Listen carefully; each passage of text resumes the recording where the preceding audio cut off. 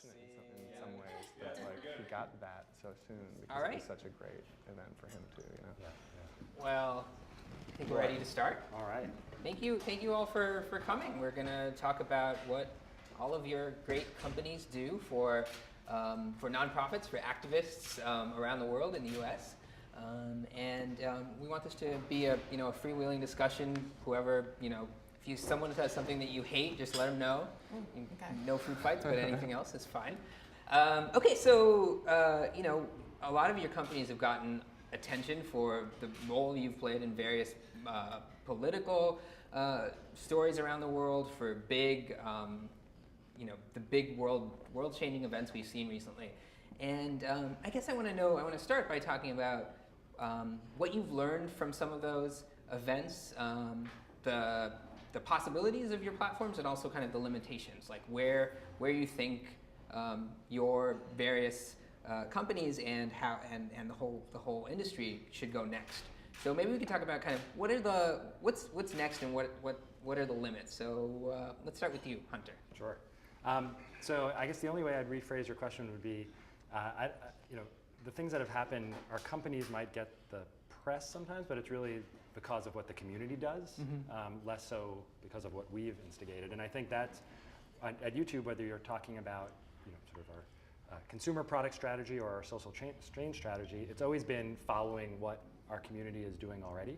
And so when we look at their opportunity to change the world through video, to turn video view counts not into ad revenue, but into other metrics like lives saved, laws changed, governments elected or overthrown, we're finding the platform to be just as powerful as a global town square as it is a global living room. Do you measure things like that? Do you say, like, YouTube got these laws changed? I haven't picked what government should be overthrown yet for next year. But are there metrics other than view counts that you look at? Well, actually, yes. I mean, to that point, what I'm trying to do, sometimes you talk to these groups who have the idea of using video to really make powerful impact in the world, and you ask them, well, what are their goals? And very often they'll say awareness. And what we try to do is increasingly push a level beyond that and say, well, what do you want these views to turn into? Do you want people, what's the call to action? Do you want people to sign a petition? Do you want people to message their congressperson? Do you want people to click the donate button? Because starting to think like that removes it out of the idea of, well, we're going to go viral, we're going to create this piece of content and hope it spreads, and saying this is part of your core strategy. And you're using video just like you'd use any other tactic you have to get to what is, at the end of the day, a very specific goal, not just something that's a social media win. Yeah. I'm trying to get a sense of like what you guys, I mean, you talked about what you do specifically for a group that wants to get their message out. What do you guys do at Facebook, Nick? Yeah, I mean, so I sit within the partnership organization at Facebook, and we think of this very much as a partnership, whether it's a nonprofit organization like the Red Cross or a grassroots organization like a new foundation called Blue Cure for prostate cancer, which is one guy, in his bedroom setting up a great page on Facebook. And the first question we ask as part of the partnership organization is really, what are your goals, to echo Hunter's point? If the goals are around advocacy, that's one thing, and we work with one.org, for example, an advocacy organization. They're not trying to raise money, they're trying to raise awareness and generate essentially digital signatures for causes, in their case, HIV prevention.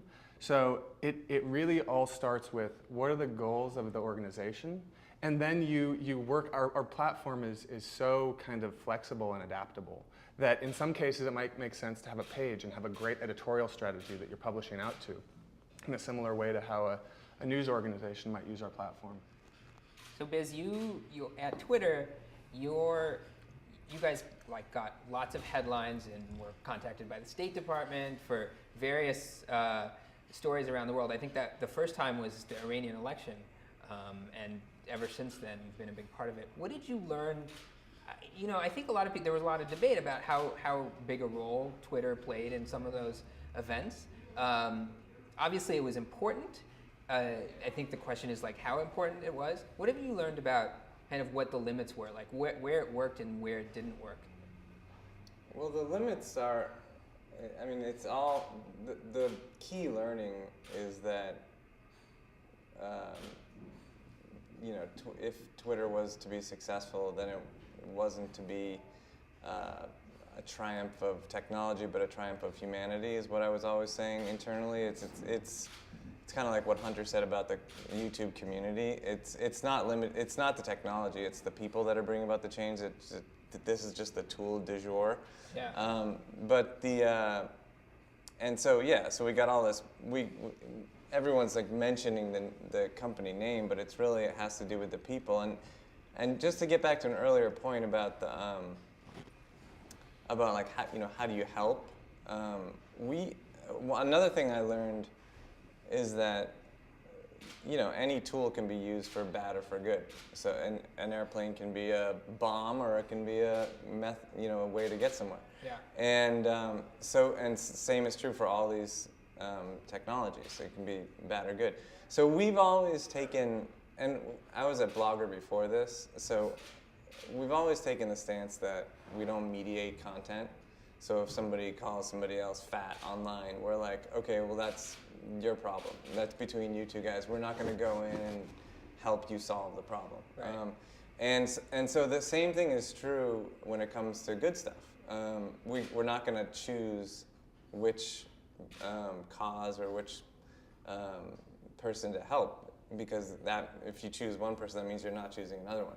Right. And so, but what we can do is offer the best practices and so forth that Nick was talking about. We can say like, well, these are a bunch of things that people have told us worked great for them, and we can constantly collect those things, just like we do for small businesses and Right. those sorts of things. That's different from like what you got. I mean, Well, I was going to say that's actually business pointing out, I think, one of the really important fundamental changes in how companies like this approach goodness versus maybe some of the traditional corporate philanthropy, which is, as opposed to picking an issue, we're going to align ourselves with an issue that resonates with our consumer base, and we're going to intertwine our brand principles and write checks, and our CEO is going to appear at that nice dinner.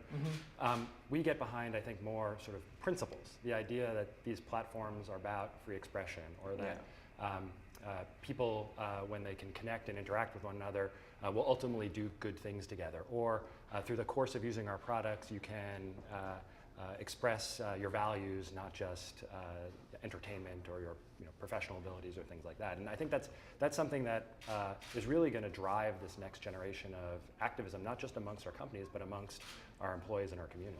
I mean, I still think. Oh, sorry. I just want just a quick follow-on. I just still think it's important for a company to, in some capacity, have something that they care about. Like, if you were to anthropomorphize a company, you should still maybe, from an internal perspective, have some, causes that you're really passionate about that don't necessarily come from the founders or the CEO, but come from the whole company as if it were one person, because that can be really motivating for the team. But like Hunter said, these platforms are gigantic. There's hundreds of millions of people using them. So you don't say like, okay, we're going to do this one thing. You say, hey everybody, here's how you can use this tools to help it. Yeah, and I'm not sure if I totally agree that corporations should necessarily choose a cause. I actually, back to some of the things you were saying around, it is interesting that the companies at this table have created platforms that are set up it's really to empower consumers. Consumers are sort of leading the way. It's almost like consumer philanthropy, where we're watching on LinkedIn, we're watching for interesting insights of ways people are taking advantage of LinkedIn platform for social good. We're kind of almost following that lead. And we have some ideas ourselves, but ultimately it's how our 160 million people are going to use it and create. So you see them do something interesting, and then you try to. Yes, I mean, during the Make it Haiti better. earthquake, we saw people using LinkedIn platform to find a specific skilled relief worker to fly to Haiti. And same thing with the Japanese earthquake.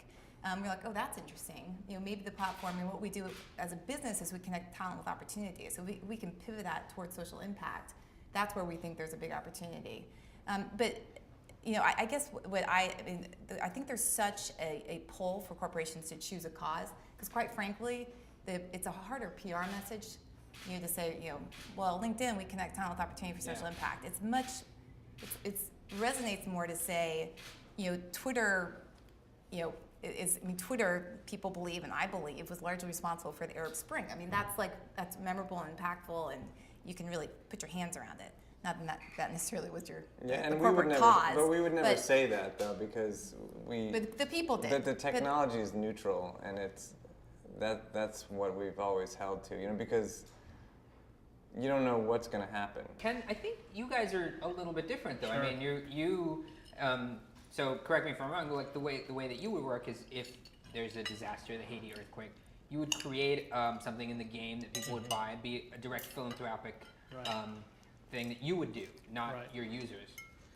Can you sort of talk about that Sure. difference? Yeah, I mean, I think those, Haiti and Japan kind of proved the model for us, or the use case for us. So we knew that, our players wanted to do something within the games, and our creative, passionate employees got together, late at night to respond to those, and they, what they put in the games, our players responded to.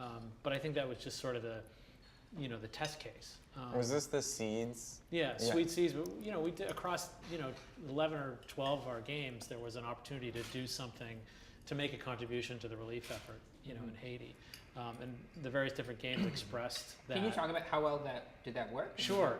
No, it worked tremendously well in a very short period of time. The first 24 hours. Yeah, there was like $1 million. $1 million Yeah. was generated, and it got up to more than 3 million over over a week or so. So because we have a platform not unlike the other companies at this table, we have an ability to kind of leverage that and to take advantage of that scale. And Yeah, that's you have actual money. You can take money, like right. Yeah, we Right. have people paying for items in the games, but we also have players who don't ever pay for anything, Yeah. who got their credit cards out to do something good in the game. That's So- something. I mean, that's which is actually which ends up speaking to one of my sort of fantasy futures, which is that philanthropy is the future of all marketing. Right. So, like, what you just said was people who normally hadn't put their credit card information in were now putting in their credit card information because they wanted to help a cause. Right. And now you have their credit card information, Right. and so now they might become a paying customer. Right. So It's the gateway philanthropy is like marketing. So take your marketing budgets and try to use them for good. Right. And I think you're going to end up with more. I like it because even though my objective is to generate revenue for social purpose organizations, and we pass 100% of what players pay through to the organizations, and Facebook helps us stay true to that 100% idea. I like it because it's the difference between having a company that kind of does the right thing every now and then. Yeah. There's a difference between that and the company understanding that it's strategic and also happens to be good for the business, and then it's ingrained in the culture and the practice of the play. And in the end, if you can create the human engagement, I think that's even more compelling. Yeah. You think marketing is the future of philanthropy. I think human capital is the future of philanthropy. Or What- you think? I'm sorry. You what's think? human You capital? think philanthropy is the future of marketing. I think human capital is the future of philanthropy. Human capital is talent, and I mean that's what we do as a business. Obviously, is we connect talent with opportunity, and there's these right. incredible metrics that the likelihood, if you volunteer for an organization, the likelihood of converting to become a donor is 2/3 more likely, and the average donation you'll give is 10 times the average non-volunteer. So this idea that this Right. human engagement where you get directly connected and inspired and almost sort of feel accountable to an organization or a cause, I think that's where real change is going to happen. One of the criticisms I think of some of the activist groups and the way that people have kind of joined activism on social networks is that it sort of functions only as marketing, and you're sort of very loosely tied to a given cause. So like you might turn your avatar green, but then that's Right. all you do, and it doesn't really help. Right. Like Slacktivism. yeah. So tell That is a that thing. is that like I a- didn't come up with that. is that Someone else did. is that a fair criticism? And if so, is there something you can do to engage people beyond that, or is that an unfair criticism? I mean, I think it's a really healthy question, and there's a concept in psychology called moral licensing, where in tests they've shown that the person who purchases a product that they're told has a charitable tie-in is significantly less likely to give the homeless person a quarter on the Because they street. think they've done something. Right, good. they're off the hook. I've done my part. And- That's like people who gain more weight because they went to the gym for 20 minutes and they And think they they feel can like eat they a eat whole the big steak. thing when Right. when really it's not like you didn't burn that many calories. right. Yeah. So, I want to make sure that we're not, enabling sort of microtransactions and convenience giving so that people, then feel that they've done their part for a cause or for an organization. How do you know you're not doing it? Well, we're asking them. So if somebody gives, we're asking them, have you given to this charity before? Do you intend to give to this charity again? We're looking at, the data around, for everybody who gives, buys a $5 item in the game, how many click through that link that says, to learn more, and, they go directly to the organization's website. I mean, I was sort of surprised that, our studio GMs were willing to put that link in there that takes you out of the game environment. And I was even more surprised at the data that showed like by a ratio of like 100 to 1, people were also going outside of the game environment to go to the water.org site. So one of the things I think is interesting is, so as far as I know, this is the first time like all of you companies have sat down together and discussed this problem. And that's not how users see it. Like users, if I want to, tell the world about my cause, I'll probably use several of your platforms all together. I'll find someone I need to work for me on LinkedIn. I'll put a video on YouTube. I'll spread it on Twitter and Facebook. And like, so do you guys see each other? Play a game with your friends. I will play a game with my friends, and we actually, Hunter and I and a bunch of other people from, we had representatives from AOL, Facebook, Google, YouTube, Twitter, a bunch of places. Just, it was one hosted dinner for one org just to see if it would work. And it turns out all we really needed was Hunter. But it was an organization that had lots of cute animals. the Video was a natural. What had happened? What I was going to say is there actually is some little cross-sector collaborations. Anecdotally, well, first of all, Charles Porch, actually, when he first took the job, he wanted to create a consortium, and I'm sure that just didn't make his top 10 list, but as his manager, you shouldn't hire him. But Hunter wrote a blog post, I don't know, 2 months ago about mentorship on LinkedIn, the call to action. A student posted a comment, you put me in touch with a student, and we just hired her, by the way. Oh, wow. 10% back to me. Sure. But actually, I think you must have some relationship. The whole thing was transacted over Twitter, by the way. Oh, cool. Because I think you tweeted out the blog post, Jeff saw it, Jeff put you in touch with me. But it seems like I just met with connections are kind of Adobe. ad hoc. They are.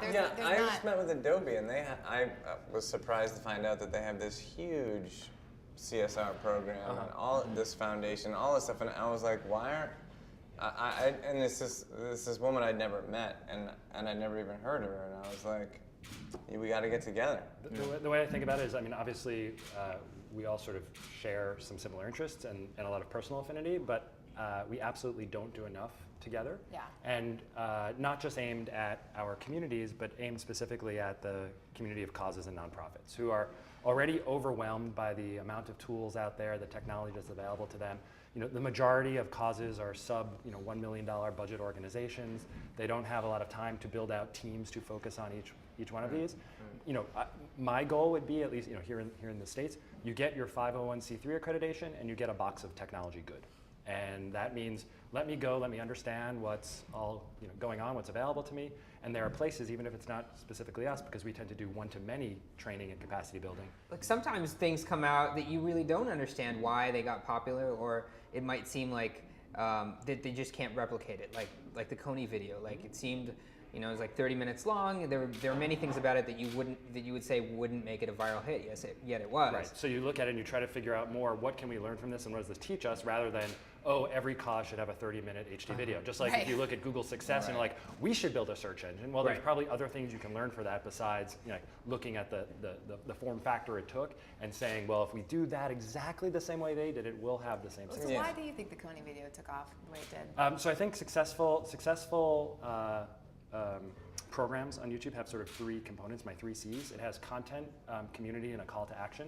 Content, your story has to be compelling, and that doesn't fit that's 10 seconds, 30 seconds, 30 minutes, it doesn't matter. Right. You have a community, both in the sense of a pre-existing community that can help you spread some things, as well as a community building strategy. So in the Coney case, they had, their content was compelling, their community was a very simple took a complex topic, told it in a simple way, and they had a community of influencers ready to go out with that piece of content.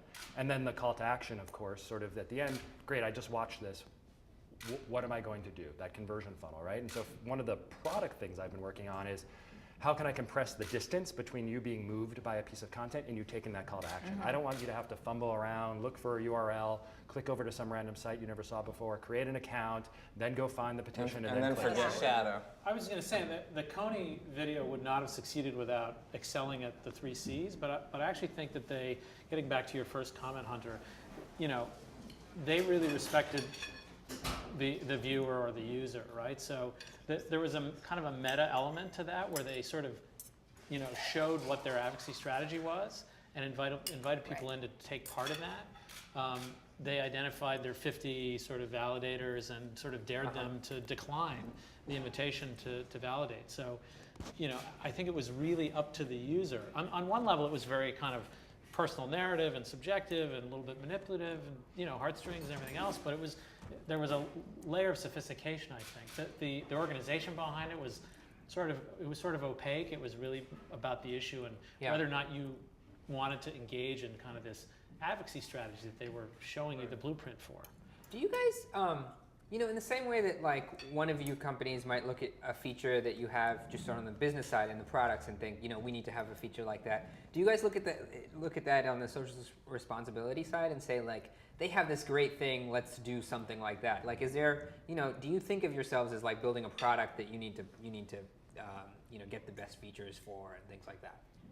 I mean, I totally have a dream roadmap for features that are either are going to have a social impact or have that double bottom line impact where it's good for social causes but also either neutral or positive. I also think it's a good entry point. Like if you're a service that doesn't take payments yet, but you want to in the future, you could start out by taking like donation payments, and then see how that goes, and have like a give button or something like that. Wait, who has the donate button?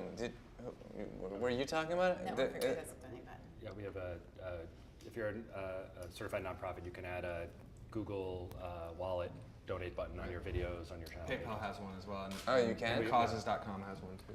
So I think I thought the organ donor feature was brilliant, and I think one of the reasons it's brilliant is because it became part of the Facebook experience rather than creating something separate that required the user to do a different behavior or go to a separate place. This was just built into the normal process and the way you interact with Facebook. Those defaults are what change the norms of community, Yes. right? So as LinkedIn adds fields of prominence that talk about the volunteer skills, the volunteer opportunities you've done, as Facebook adds, just like I'm filling out the bands I like, I'm also checking off this box where if it's missing, the community notices it's missing. I did not take that action. Yeah. Those are really more powerful. There are these unbelievable studies around the power of the social norm to change behavior. Right. It is truly startling. Right. I think that the only people who are disappointed are ones who don't realize that their participation is required. We also buy in order to derive value. You have to work. And so that's what we always try to do. We try to say, look, at the end of the day, our metric is you being successful, but here are the components to what it means to be successful. That's what we did at that dinner that I invited Hunter to. Was this organization had uploaded I think it was either a picture or a video and it went crazy on the internet, and they got so much traffic from it, and they were like, what just happened? Like, and how do we do that again? And so they realized that they should spend more time, they should spend more of their resources on their media and on their web presence and stuff. And so we put together like the group, and they just tried to recreate, and Hunter help them understand the 3 C's.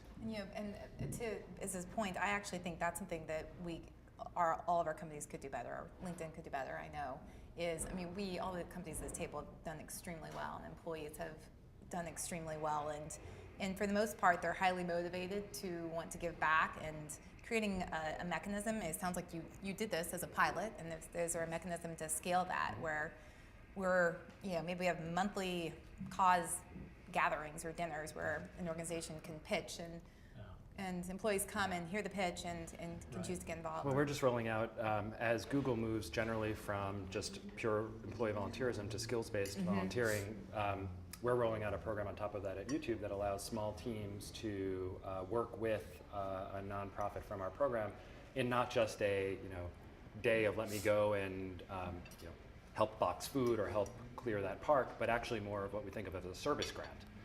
Spending 20 hours over the course of 6 months, helping them think deeply about how video is part of their ongoing strategy, and then begin to execute against it, which hopefully then leaves sort of the capacity building within the organization, and not at the employee level, actually not just being touched by the cause, but also having to get out from behind, oh, it's so easy, just use our tool. Well, okay, get out there and do it. It's like focus group. See what it's like. Google's always been good about, even, because I worked there a long time ago, but even then they were really good about leveraging their value for nonprofits and orgs and The stuff. employees' value. Yeah, they said, okay, this is valuable, and we'll. Yeah, there's still, and I think the employee engagement is quite interesting, especially folks when you look at sort of success within our employee bases. And I still struggle with this idea that in technology, especially in Silicon Valley, you're in your 20s, you're in your 30s, you make a little bit of money, and now what's the cool thing to do? Oh, here are the companies I've invested in. Here's my portfolio of startups that I'm a advisor or angel to. And where's your portfolio of causes, right? Where's the idea of your impact not just being on sort of seeding the next generation of Facebooks, Twitters, Googles, YouTube, so on and so forth, but in making real change.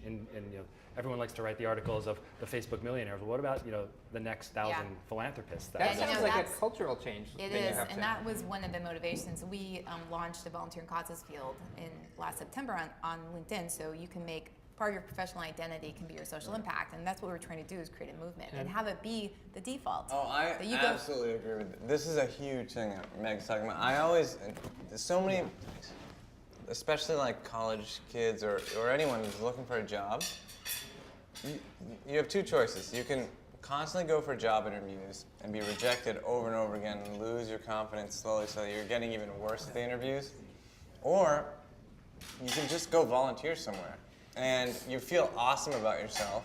You're busy and you're also working alongside people who are who are employed at awesome companies. So you're more likely to. My wife did this when we moved to California. She just immediately started volunteering and ended up getting a job.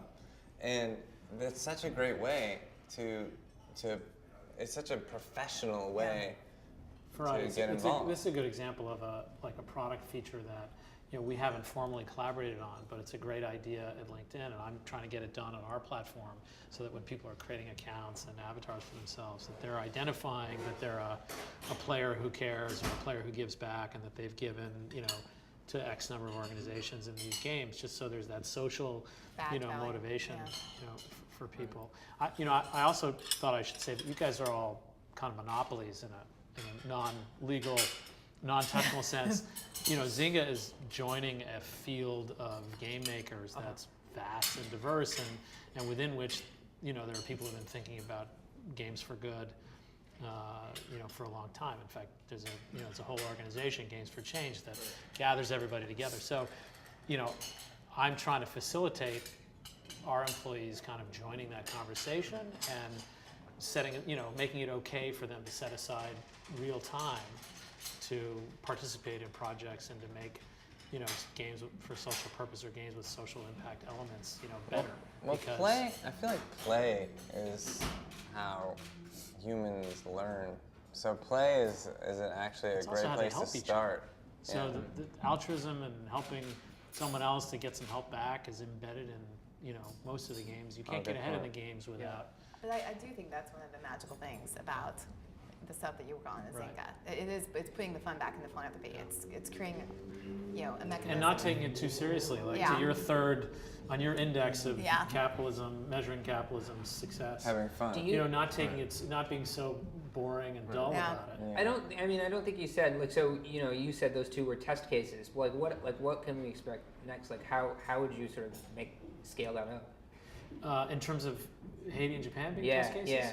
Yeah, I mean, I think, Meg and I have both been involved with a great organization called Network for Good, which was sort of started by AOL, Cisco, and Yahoo around the time of 9/11 when, 9/11 was the test case. That's when people went from being uncomfortable using their credit card to make a donation online to being like not thinking twice about it.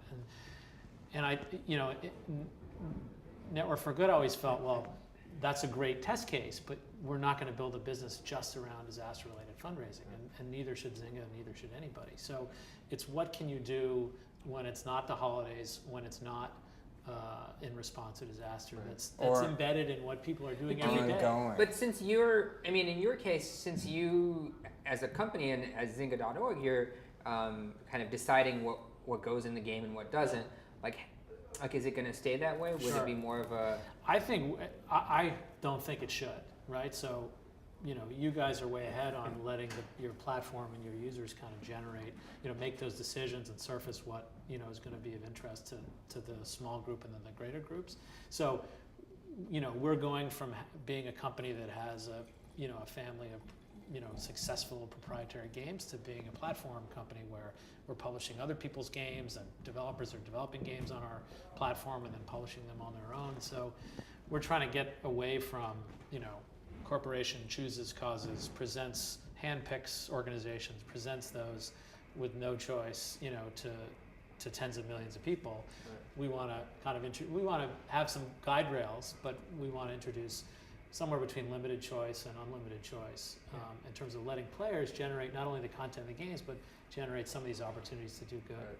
I mean, this speaks to one of the premises of some of your questions, which is like success has to be this mass success of millions of video views or millions of people, donating.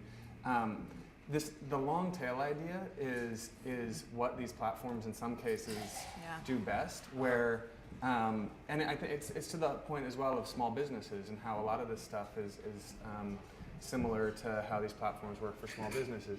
I think the long tail of causes that are dealing with local issues, like there's this great example of the Israeli Trauma Center in Israel where literally like they were running out of certain types of blood, and so they created groups on Facebook that were just anybody in the group had to be that blood type. And each of the groups has an average of like 900 members, but when they run low on a certain blood type and a trauma incident happens and they need it, they ping these 900 people who are local, and all of a sudden, a 15-year-old who's bleeding is saved. And there's not millions of members, there's not like millions of dollars raised, but for a local community, it's really, really meaningful. And those are the types of successes that are like, it's harder to measure that, and it's harder to point to some high watermark of like, when Haiti happened, this much money was raised. Yeah. But they're hugely impactful, and I think it's happening, on Twitter and on Facebook and on YouTube. It's happening across these platforms, and without our knowledge, right? Without our knowledge, yeah. Because those don't show up on our dashboards. Right. I'm constantly amazed by the stories I'm told, not the stories I'm telling, right? Because every day, any of these platforms enable those types of interaction successes, but the hardest thing for me is sometimes is to surface those, because if unless somebody sends me a note or unless I happen across that video at the scale that we all operate at, like it's almost hard to keep track of. Yeah, the smaller, more authentic groups of organic, like, for example, on Twitter, if you buy or somehow artificially inflate your followers, they're not worth nearly as much as those that followed you because you were truly interesting. If you fundamentally believe that we're entering a time where consumers are more conscious of where they're spending their money, the businesses they're interacting with, and that's coming from the ability to really hear from them versus services like YouTube, Facebook, and Twitter, more information being available. And so if you care about the environment, you want to support retailers who you think are also making those choices, then I think it sort of behooves traditional corporations to be more proactive, to be more thoughtful, and to involve their employees and their community in those decisions. Because I don't think people are moved by the we wrote a check and we didn't do anything else, by the sort of, what do they call, like greenwashing, whatever type of stuff, like, oh yeah, hey, we happen to be destroying the earth, and so we're going to take 1% of our funds and try to undo that a little bit. It also fundamentally it has to be true. If you think if humanity has an instinct to survive, which I think it does, Seems to have so far. Question. then it's going to have to recognize that industry is either going to kill the world or save it and make it better, and it's going to have to figure out how to make industry and doing good, environmentalism, altruism, empathy, all these things, they have to align, or we're on a collision course with the end of everything. So Full stop. optimistically, from an optimistic standpoint, we're gonna figure that out, and we're gonna weave everything together so that we're successful and we're doing good at the same time. Otherwise, it just doesn't work. You can't cut down. You can't mow down all the forests and use up all the resources and then keep going. It's all over. So you have to figure out how to make it work. Also, I have to. All right. On that note. That's a great way to from end. there. I have a 3:30 meeting, so I have to. Yeah, we were supposed to go to.